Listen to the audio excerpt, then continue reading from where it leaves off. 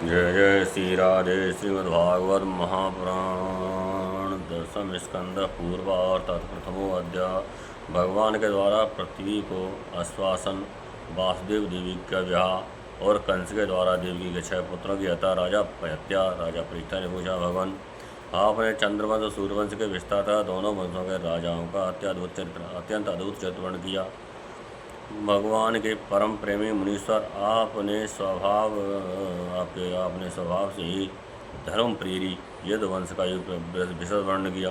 अब कृपा करके उसी वंश में अपने अंश श्री बलराम जी के साथ अवतीर्ण हुए भगवान श्री कृष्ण के परम पवित्र चरित्र भी हमें सुनाइए।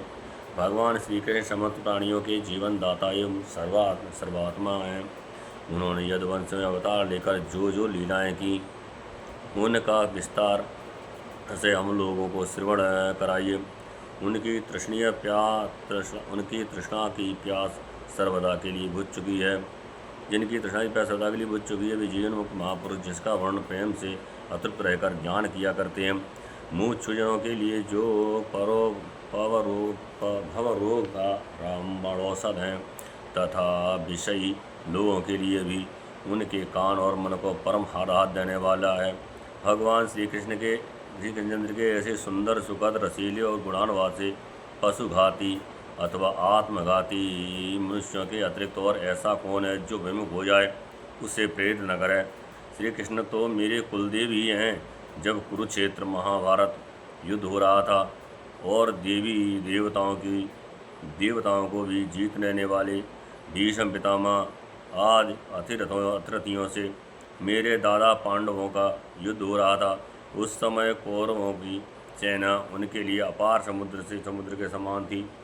जिस समय भीष्म आज वीर बड़े बड़े मच्छों को भी निगल जाने वाले तिमिंगल मच्छों को भौतिक भय उत्पन्न कर रहे थे, परंतु मेरे स्वनामधन्य पितामह भगवान श्री कृष्ण चरण कमलों की नौका का आश्रय लेकर उस समुद्र को अनायास ही पार कर गए।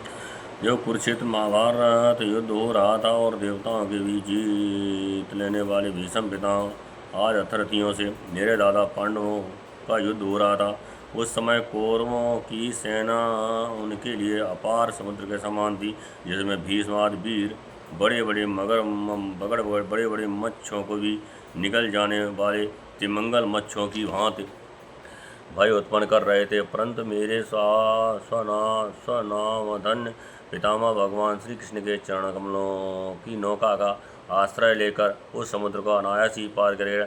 ठीक वैसे ही जैसे कोई मार्ग में चलता हुआ स्वभाव से ही पछड़े के खुर का गड्ढा पार कर जाए।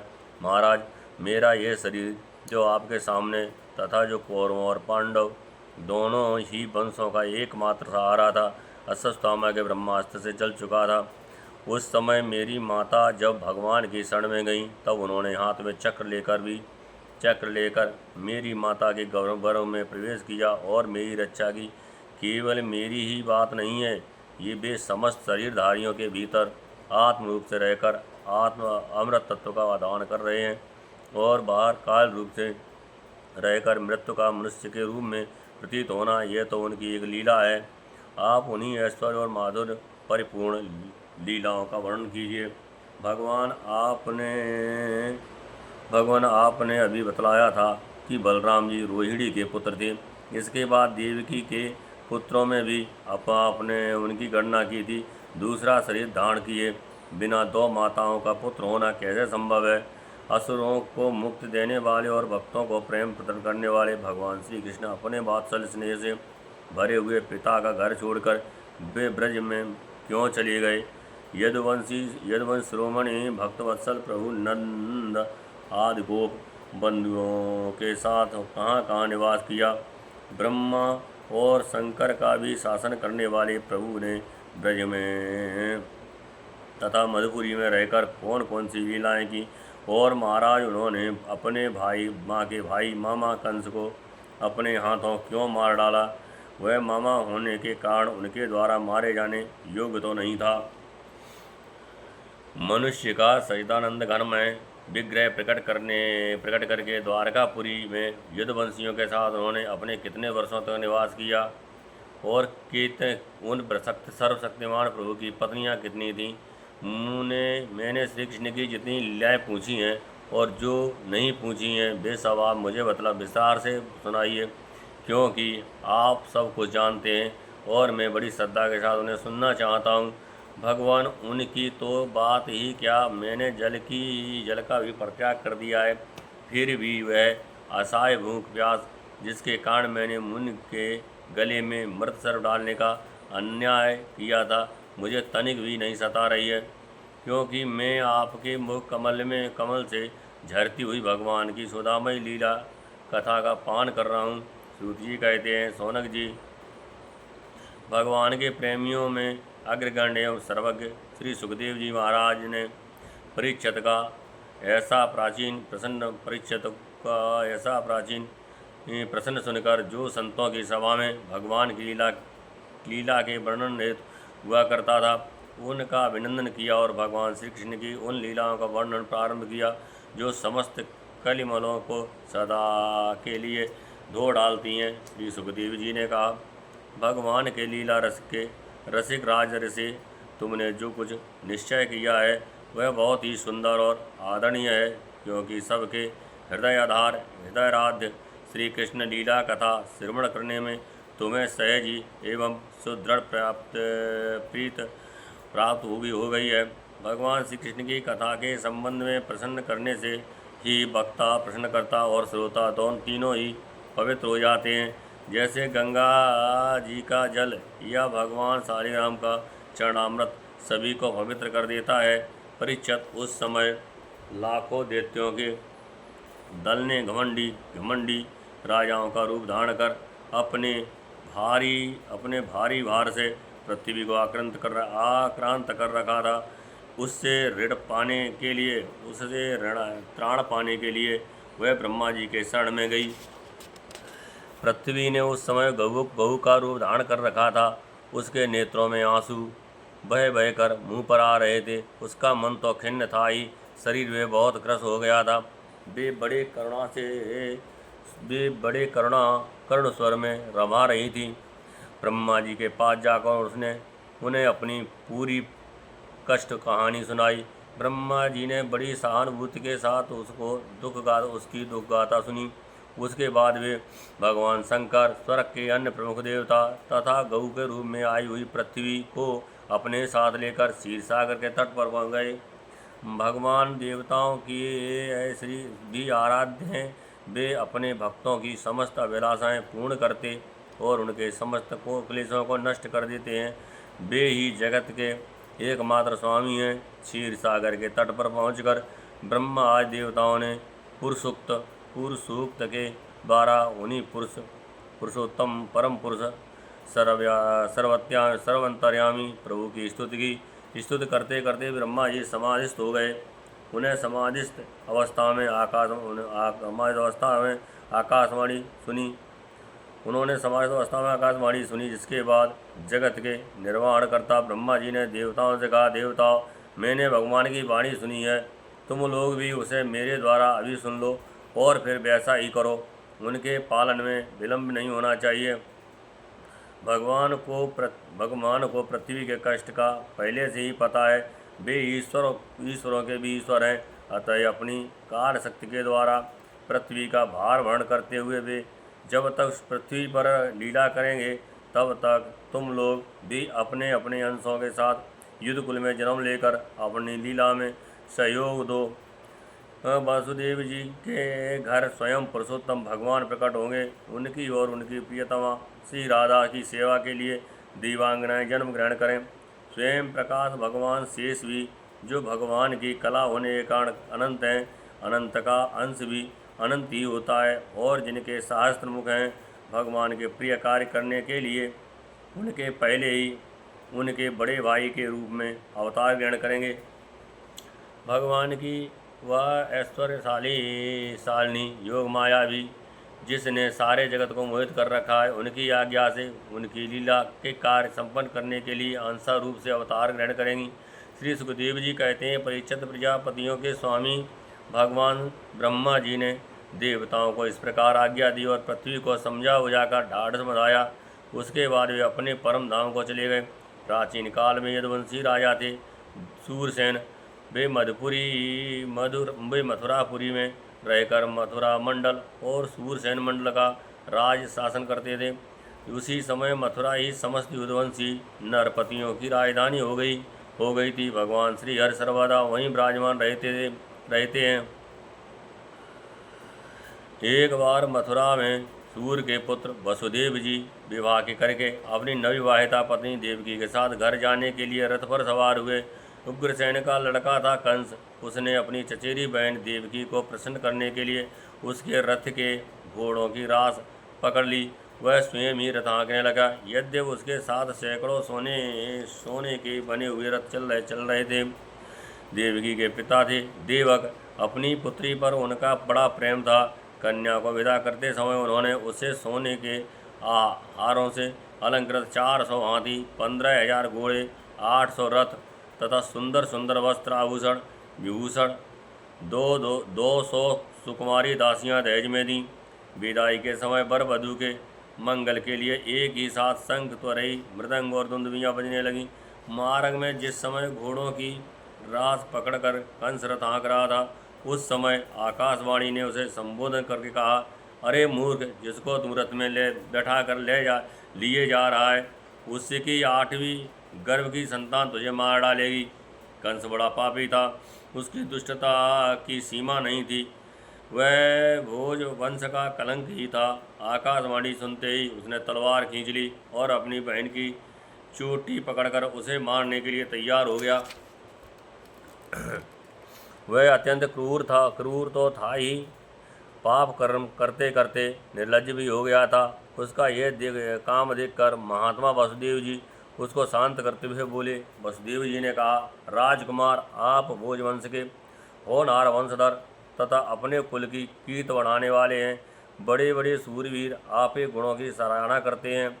इधर ये एक तो स्त्री, दूसरे आपकी बहन और तीसरी ये विवाह का शुभ अवसर।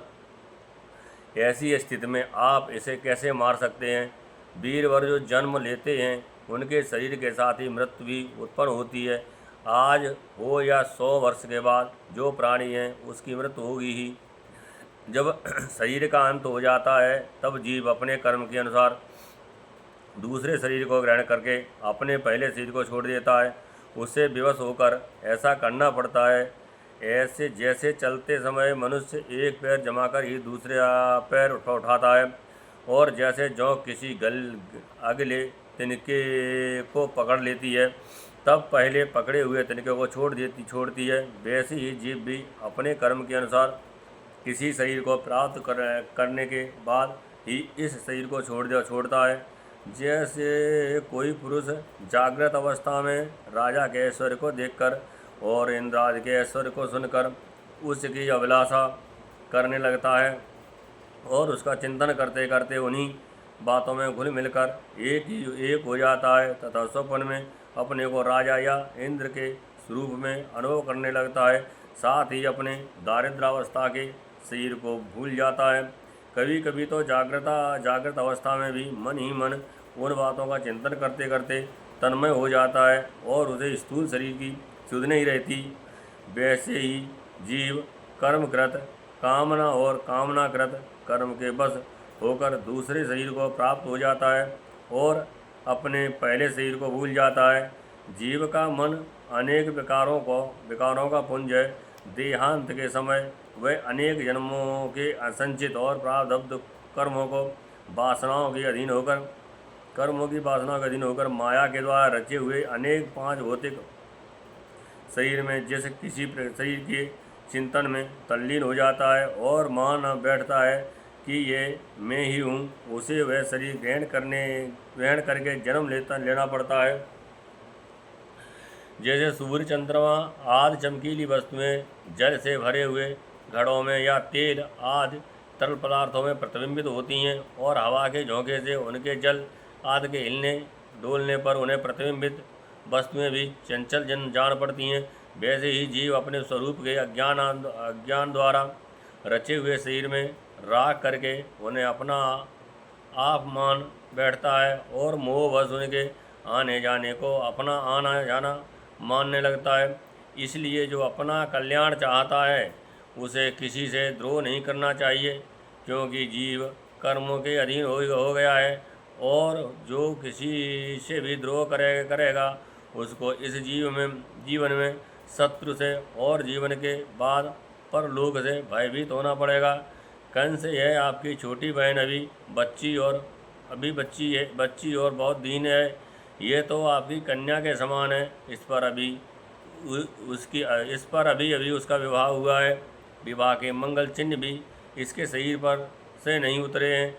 ऐसी दशा में आप जैसे दीन वत्सल पुरुष को इस बेचारी का वध करना उचित नहीं है। श्री सुखदेव जी कहते हैं, परीक्षित, इस प्रकार वासुदेव जी ने प्रशंसा आज सामनीत और भय आज वेदनीत कंस को बहुत समझाया, परंतु वह पूर्व तो राक्षसों का अनुयायी हो रहा था, इसलिए उसने अपने घोर संकल्प को नहीं छोड़ा। वसुदेव जी ने कंस का विकट हट देखकर ये विचार किया कि किसी प्रकार यह समय तो टाल ही देना चाहिए। तब वे इस निश्चय पर पहुँचे, बुद्धिमान पुरुष को जहाँ तक उसकी बुद्धि और बल साथ दे मृत्यु को टालने का प्रयत्न करना चाहिए। प्रयत्न करने पर भी वह न टल सके तो फिर प्रयत्न करने वाले का कोई दोष नहीं रहता। इसलिए इस मृत्यु रूप कंस को अपने पुत्र दे देने की प्रतिज्ञा करके मैं इस दीन देवकी को बचा लूँ। यदि मेरे लड़के होंगे और तब तक यह कंस स्वयं नहीं मर जाएगा तब क्या होगा? संभव है उल्टा ही हो, मेरा लड़का ही इसे मार डाले, क्योंकि विधाता के विधान का पार पाना बहुत कठिन है। मृत्यु सामने आकर भी टल जाती है और टली हुई भी लौट आती है। जिस समय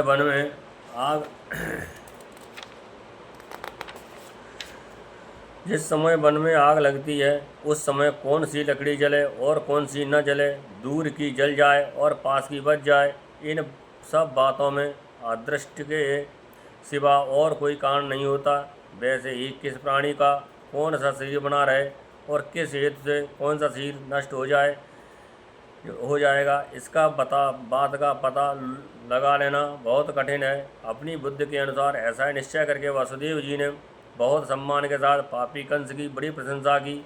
परीक्षित, कंस बड़ा क्रूर और निर्लज्ज था, अतः ऐसा करते समय वसुदेव जी के मन में बड़ी पीड़ा भी हो रही थी। फिर भी उन्होंने ऊपर से अपने मुख कमल को प्रफुल्लित करके हंसते हुए कहा। वसुदेव जी ने कहा, सौम्य, आपको देवकी से तो कोई भय है नहीं, जैसा कि आकाशवाणी ने कहा है, भय है पुत्रों से, सो इसके पुत्र मैं आपको लाकर सौंप दूंगा। श्री सुखदेव जी कहते हैं, परीक्षित, कंस जानता था कि वासुदेव जी के वचन झूठे नहीं होते और इन्होंने जो कुछ कहा है वह युक्त संगत भी है। इसलिए उसने अपनी बहन देवकी को मारने का विचार छोड़ दिया। इससे वासुदेव जी बहुत प्रसन्न हुए और उसकी प्रशंसा करके अपने घर चले गए। देवकी बड़ी सती साध्वी थी, सारे देवता उसके शरीर में निवास करते थे। उस समय आने पर देवकी के गर्भ से प्रतिवर्ष एक एक करके 8 पुत्र तथा एक कन्या उत्पन्न हुई। पहले पुत्र का नाम था कीर्तमान। वसुदेव जी ने उसे लाकर कंस को दे दिया।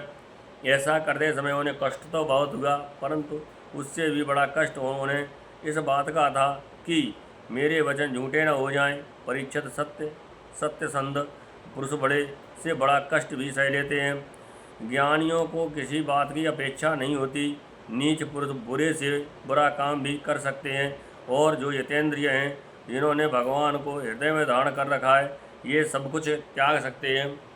जब कंस ने देखा कि वासुदेव जी का अपने पुत्र के जीवन और मृत्यु में समान भाव है, एवं वे मत से पूर्ण निष्ठावान, वे सत्य में पूर्ण निष्ठावान भी हैं, तब वह बहुत प्रसन्न हुआ और उनसे हंसकर बोला, वसुदेव जी, आप इस नन्हे से सुकुमार बालक को ले जाइए, इससे मुझे कोई भय नहीं है, क्योंकि आकाशवाणी ने तो ऐसा कहा था कि देवकी के 8वें गर्भ से उत्पन्न संतान के द्वारा मेरी मृत्यु होगी। वसुदेव जी ने कहा, ठीक है, और उस बालक को लेकर वे लौट आए, परंतु उन्हें मालूम था कि कंस बड़ा दुष्ट है और उसका मन उसके हाथ में नहीं है, वह किसी क्षण बदल सकता है, इसलिए उन्होंने उसकी बात पर विश्वास नहीं किया। परीक्षित इधर भगवान नारद कंस के पास आए और उससे बोले कि कंस ब्रज में रहने वाले नंद आदि गोप, उनकी स्त्रियां वासुदेव और वृष्णिवंशी यादव, देव की याद यदुवंश की स्त्रियां और नंद वासुदेव दोनों के संजय सजातीय बंधु बांधव और सगे संबंधी सबके सब देवता हैं, जो इस समय तुम्हारी सेवा कर रहे हैं, वे भी देवता हैं। उन्होंने यह भी बतलाया कि दैत्यों के कारण पृथ्वी का भार बढ़ गया है, इसलिए देवताओं की ओर से अब उनके वध की तैयारी की जा रही है।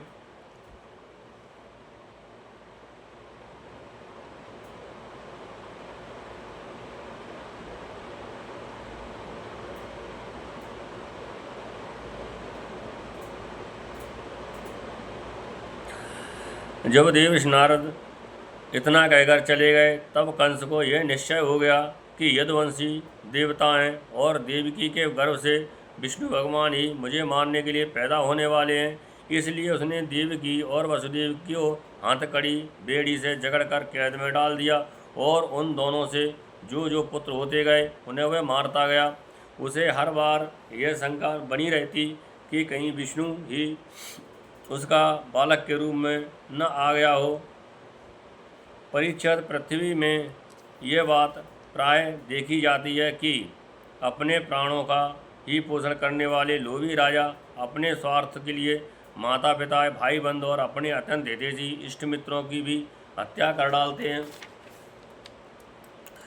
कंस जानता था कि मैं पहले कालनेम असुर था और विष्णु ने मुझे मार डाला था, इससे उसने यदुवंशियों से घोर विरोध ठान लिया।